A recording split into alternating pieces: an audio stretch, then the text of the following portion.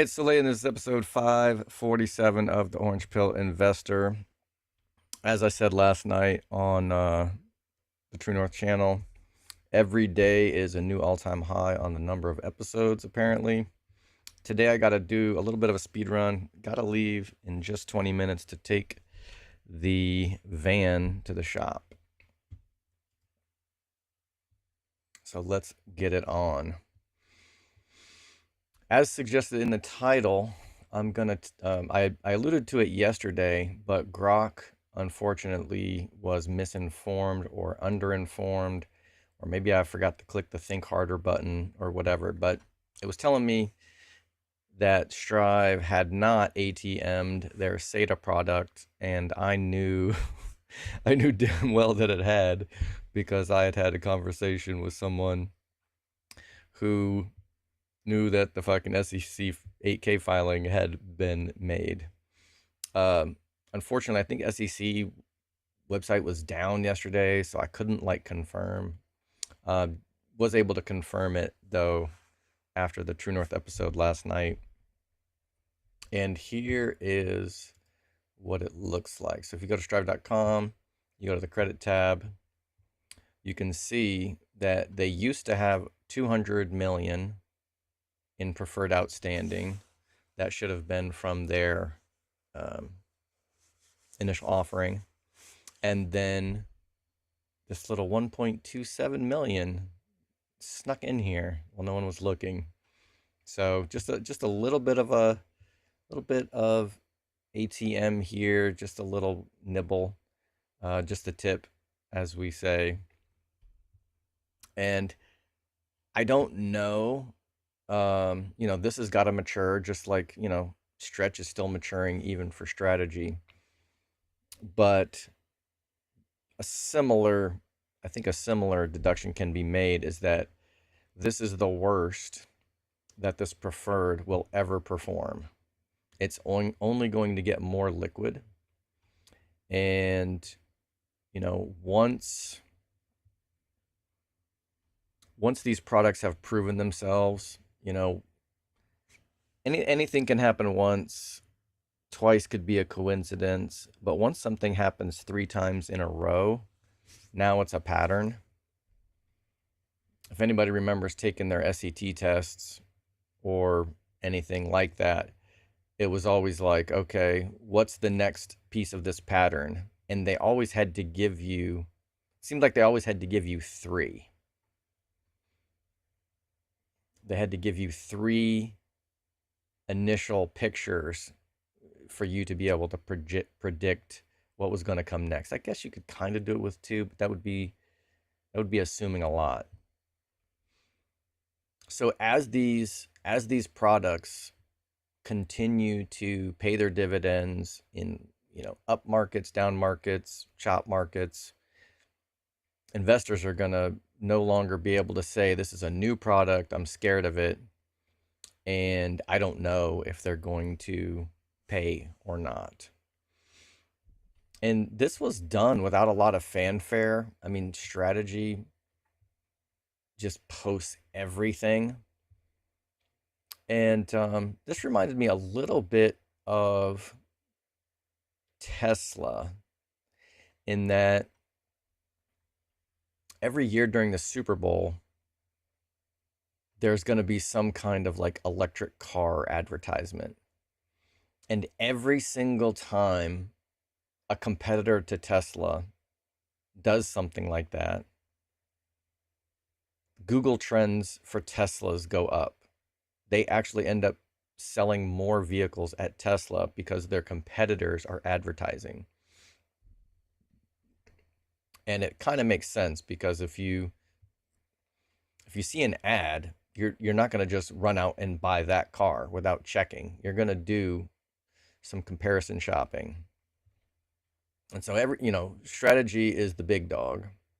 And every time they talk about preferreds, someone is going to get interested, and then they're going to go do some comparison shopping potentially. And you're going to see that, hey, wait a minute, there's someone else here. And with SATA trading, well below what Stretch is trading, and it's technically supposed to. Like Strive gave a much bigger peg. It's like 95 to 105. They can ATM anywhere in that range. So once this clips 95, this could start, the money printer could start, could go burr again here potentially. 94.99. And so, you could make a bet that, well, maybe, if this gets pumped to 100, I get a free $5 per share, whereas Stretch, I think, is already at par. So this could be a weird kind of pairs trade. I don't stack a ton of these positions, but I have started utilizing them as my dry powder. When, let's say, I collect $1,000 on a covered call for a Tesla or a strategy covered call. Those are big stocks, high prices, and if I've stacked $1,000, like, I don't want it to sit in cash. Cash is a melting ice cube. But if it's not enough to sell another cash secured put in those big stocks, and it's not even enough necessarily to, $1,000 isn't going to get you a cash secured put even in something that's trading around $15 a share, unless you went way out of the money. So, 10 shares of Stretch, 10 shares of SATA. I can stack that $1,000, collect 1% a month on it until it's worth 1,500. I sell another covered call next week or the week after. Now I've got $1,500. Okay, now I can sell a cash secured put in, Cypher or, something else. I can sell this position off and use that as my dry powder. And I don't even really care if I've held it through X dividend date. Like, if I do, great. But if I'm ready to make a trade and I want to sell a cash secured put and I need $1,500, I mean, I guess if X dividend date was tomorrow, I might wait an extra day to get the free 1%. But it's also kind of nice for oh, I guess I'm getting a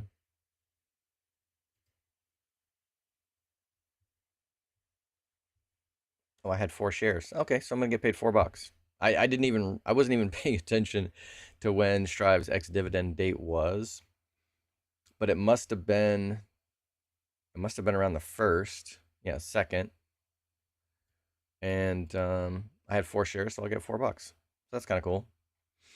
But not only that, I think I got a little extra. Yeah, so I saw that that SATA was trading at 91, and I knew they were going to try to push the price to 95 because they can't ATM until it gets above 95. So unless they just fumble the ball completely, like, they're going to keep jacking up the interest rates until this gets to par, because that's the whole fucking game. Is I have to, meaning if I'm the company, I have to get this thing above par so that I can sell it to buy Bitcoin, so that Bitcoin can go up, so that my stack can go up. So I know they're going to move heaven and earth to get this up to 95 or higher, whatever it takes. I guess it's a little bit more risky buying at whatever, buying at 95, because obviously they're willing to hit the ATM at 95. Which doesn't bother me. That's completely fine. It seems like Stretch, on the other hand, they really wait until, I don't know. I know they're going to hammer it hard at 100. Initially, when this came out, I thought, oh, they're going to have a hard time keeping this under 101 because it's just going to be so fucking popular. That prediction was wrong, but I think eventually that may be the case. It's just probably maybe I'm not, maybe I wasn't wrong, but just early. That would be kind of cool. Maybe maybe not, but this is a similar situation. I mean, buying this anywhere under 99 is an absolute no-brainer because the company has to push this above 99 in order for the whole freaking flywheel to work. So I don't know who would be buying this at 100. Like I don't know, they're ATMing it at 100, but who's buying it at 100? I mean, I guess everybody who wants the interest is buying it at 100. Yeah, I mean, I guess for the fixed income investors, this is great. Um, I'm just stacking a few shares of these things when I want to stash dry powder, and I try to have as little dry powder as I possibly can at all times. I'm not one of these people who stacks 20, 30% dry powder very often. It would have made sense last, 2 Novembers ago to to trim and maybe get into a stable coin and let the dust settle. But this is working out all right. So far so good. So kind of fun. This kind of snuck under the radar. I I didn't see a lot of fanfare about it, and yeah, yeah. I mean, disclaimer: True North got bought by Strive. I still haven't seen what the independent contractor contracts are going to look like, but they did send me a check after the fact, um, just as kind of like a thank you for everything that we did up into the point where they bought Strive, which I thought was kind of a nice touch. So they sent me like 10 grand. So that was kind of cool. I don't know, man, how many hundreds of hours we spent on that. So I don't really know what my hourly rate would have would have worked out to. But so yeah, if that bothers you, you want to take whatever I'm saying with a grain of salt. That's fine.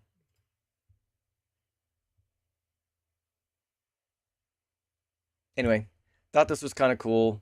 Apparently, the only other company doing this is Metaplanet, I believe, which is Adam Livingston covered it, and theirs looks pretty fucking good. Like they're paying half the interest that that Strive and Strategy are paying, and the yen is just, if the U.S. dollar is a melting ice cube, the yen is like a fucking dumpster fire. So they are set up well, I think also, and it's just kind of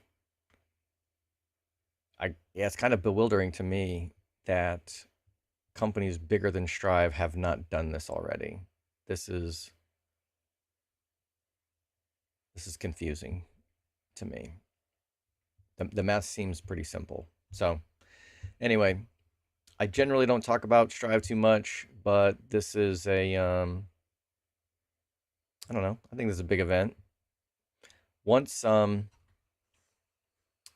once Strategy started buying Bitcoin, it was weird until the second Bitcoin treasury company did it. And so now their stretch product was kind of weird, but now there's a second product in the US market. So this use case hasn't necessarily been proven, but it's not like you've got a third eye growing out of your forehead, right? This is a trend, not just a one-off. So that's kind of cool.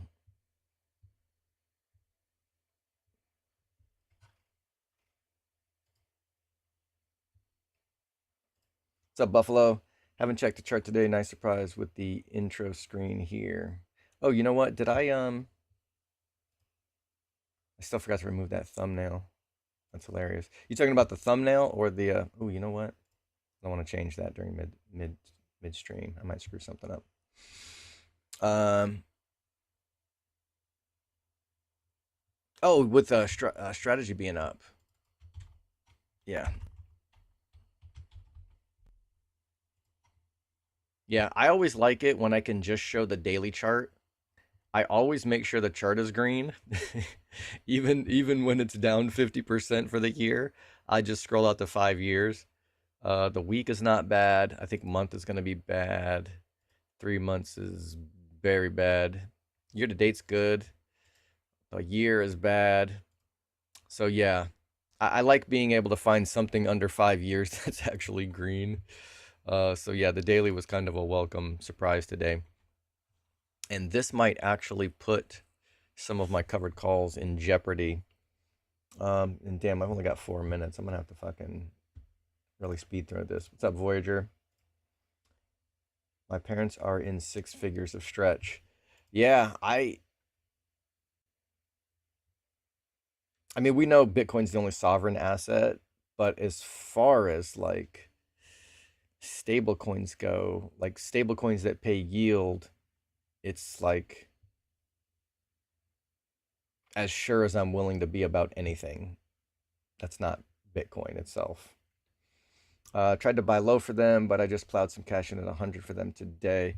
Yeah, so ex dividend for them is going to be what, the 14th or 15th, something like that.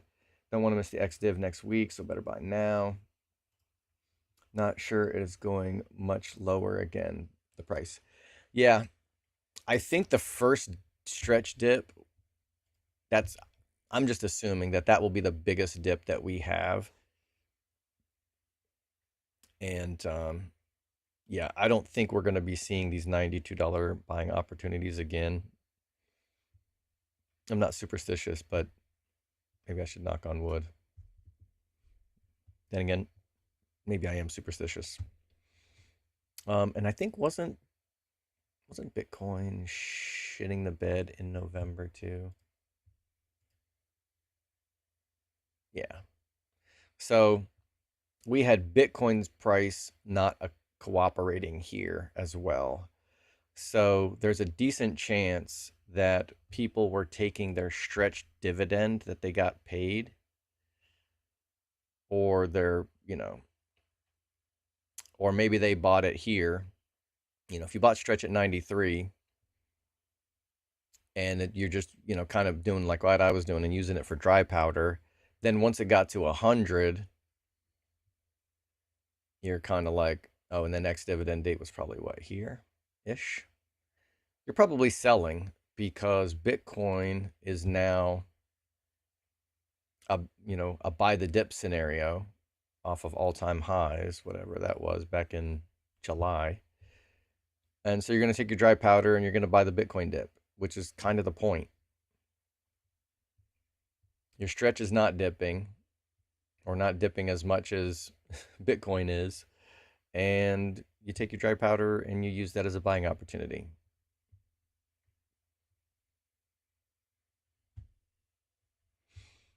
All right, I'm gonna speed. Oh, Jesus Christ, I only got 2 minutes.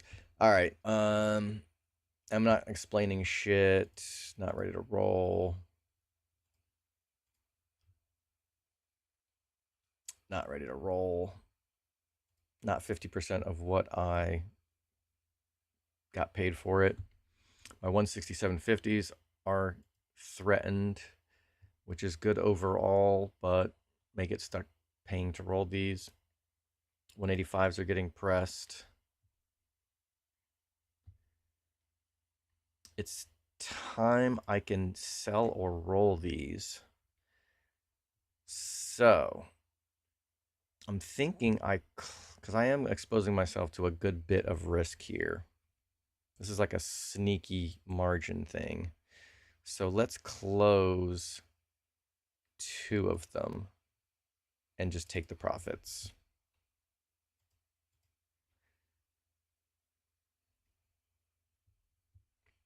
Oh shit, let me reshare without sound.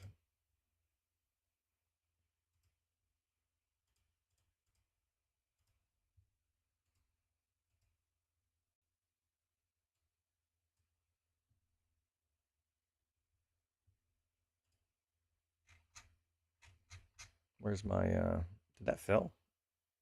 Oh, it did fail. Okay. I didn't hear it. I didn't hear it alert. And then I'll roll the others out.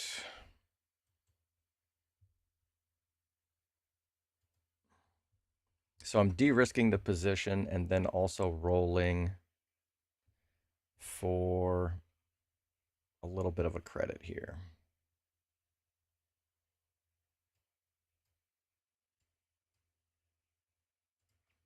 Just inside the expected move.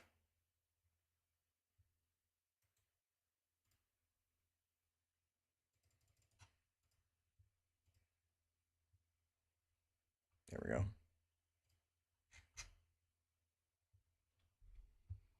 I'll regroup those another time. This is getting close, but not quite ready to roll. So let's just keep it moving.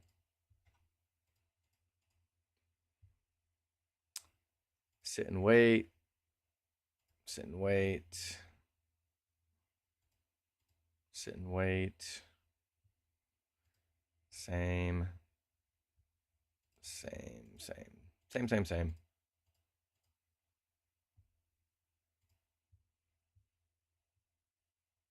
I've still got 16 shares of SATA here.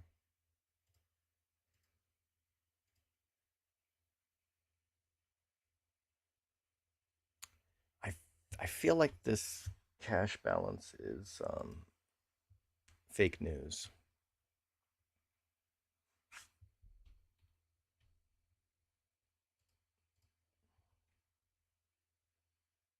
But yeah, nothing to really to do here. And same with the 5K account. My brother-in-law and I might actually end up getting assigned. Cypher and Wolf prices are kind of like right at the money of my strikes.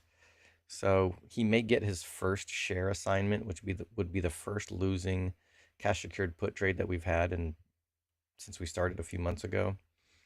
Stripe's price is coming back down to earth, sub $1, and nothing to do but sit here and watch my covered call decay. Same for the CLSK put that I sold, and then I just got a bunch of other shit, long-term stuff I'm watching. All right, I gotta call it. I gotta get the fuck out of here. Let's see. Magic Pete, what's up? Are you going to be at Strategy World? I absolutely will. Will there be an Orange Pill Investor Superfan event? Yeah, that's a good question. We'd probably, so we're already going to do something for MSTR True North on was it the 23rd? The very first day. And I think there's events. Doesn't Strategy World itself have events every day after? And it's in Vegas. So I was kind of like, I don't know. I don't know if people wanted to come in a day even earlier than that and potentially maybe have like a card tournament. I don't know. Do people play spades or euchre or hearts or something? Will casinos even let you play those kind of games, or do you have to play poker?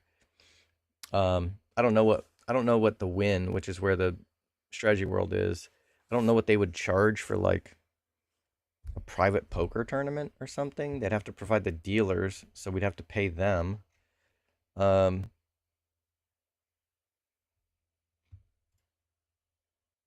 I don't know.